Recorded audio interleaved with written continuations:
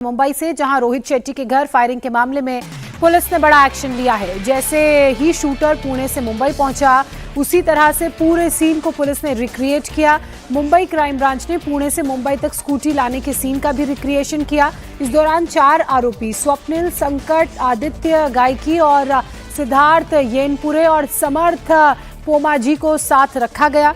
Police ने scooty खरीदने से लेकर पुणे से सड़क मार्ग से मुंबई लाने, रुकने की जगहों और विले पार्ले स्टेशन के बाहर पार्क करने तक के हर सीन को रिक्रिएट किया, उसे दोहराया। आपको बता दें कि अब तक मेन आरोपी फरार है। शूटर जिस स्कूटी से स्पॉट तक पहुंचा, उस सीन को रिक्रिएट किया गया। वहीं बॉलीवुड सेलिब्रिटीज के घर पर हमले और थ्रेट को लेकर भी छानबीन हो रही है। पुलिस ने कल रोहित शेट्टी के मैनेजर का बयान दर्ज किया, तो वहीं एक्टर रणवीर सिंह के मैनेजर का बयान भी दर्ज किया गया है। बॉलीवुड सेलिब्रिटी को टारगेट करने के मामले में पुलिस ने तफ्तीश तेज कर दी है। मुंबई पुलिस ने रोहित शेट्टी और रणवीर सिंह के मैनेजर्स के बयान दर्ज कर लिए हैं। रणवीर सिंह को धमकी भरा वॉइस नोट भेजा गया था, जिसमें उनसे पैसों की मांग की गई थी और खुद को लॉरेंस बिश्नोई गैंग का सदस्य बनाते हुए फिरौती मांगी गई। इसके बाद रणवीर सिंह ने मुंबई पुलिस के सीनियर अफसरों को इसकी जानकारी दी। वहीं रोहित शेट्टी के घर फायरिंग के मामले में छानबीन कर रही क्राइम ब्रांच ने रोहित शेट्टी के मैनेजर का बयान रिकॉर्ड किया है। साकेत राय हमारे सहयोगी मुंबई से हमारे साथ जुड़ चुके हैं। साकेत, इन दोनों ही मामलों में पुलिस की जांच कहां तक पहुंची है? जो सीन रिक्रिएशन किया गया वो कब, कहां, कैसे किया गया और क्या कुछ उसमें कुछ नया पता चल पाया है?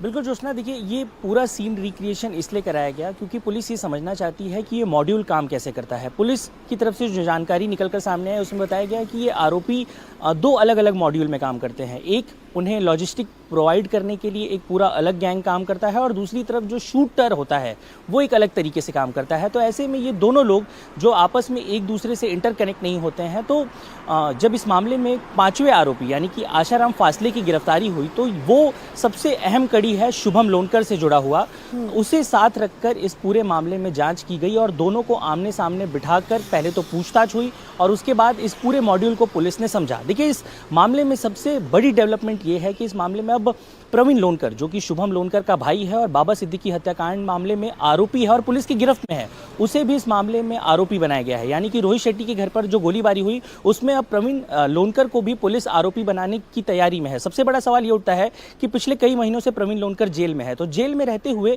वो क्या ऑपरेशंस को अंजाम दे पा रहा है? और जिस तरीके की बात बिश्नोई गैंग या फिर गोल्डी बरार और इन सारी गैंग्स के बारे में कहा जाता है कि ये जेल से भी ऑपरेट कर पाते हैं, तो क्या कोई कनेक्शन है जो इस कड़ी को जोड़ता है? इस पर भी पुलिस काम कर रही है। लेकिन एक बड़ा सवाल यह है कि 14 दिन से ज्यादा का समय हो गया है, मुंबई पुलिस अभी तक मुख्य शूटर को ट्रेस नहीं कर पाई है। अभी तक ये नहीं पता चल पाया है कि आरोपी कहां पर है, उसकी लोकेशन क्या है, उसके वेयर अबाउट्स क्या है, या फिर अभी तक मुंबई पुलिस को उसका नाम भी शायद पता नहीं चला है। तो ऐसे में पुलिस जांच तो कर रही है लेकिन अभी तक उनके हाथ में मुख्य शूटर नहीं लगा है और ये कई सवाल खड़े कर रहा है पुलिस की जांच को लेकर भी। और चूंकि अब इस मामले में रणवीर सिंह का नाम आया, बाकी सारी चीजें हुई, तो बहुत सी चीजें अनक्लियर हैं। एक तरफ कॉपी कैट क्रिमिनल्स की भी बात कही जा रही है कि क्या इस गैंग का नाम लेकर कुछ लोगों को डराने की कोशिश की जा रही है, उनसे फिरौती लेने की कोशिश की जा रही है।